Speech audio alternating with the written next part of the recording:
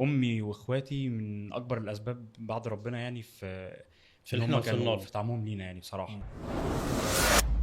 انا بشوف كومنتات تتكلم ان انتوا يعني ما بتطلعش اخواتك ليه ومامتك، ممكن ايه بس اقول المشكله حته يعني؟ على اخواتي ومامتي. اتفضل اتفضل. امي واخواتي من اكبر الاسباب بعد ربنا يعني في ان اللي احنا هم وصلنا كانوا له. في طعمهم لينا يعني بصراحه. مم.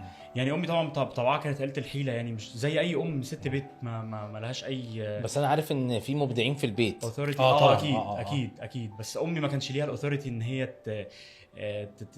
تدينا سبورت اكتر من ربنا دعاء يوفقكم ودعاء. يلا واشتغلوا ساعات وقوموا. بتدينا كلام عكسي، بس مش مهم يعني، بتبقى من الامهات خوف. لا وكتير على فكره بتفرملنا عن حاجات كتير ممكن كنا نعملها نغلط فيها. بس دايما كانت سبب كبير وظهر بصراحة وسند.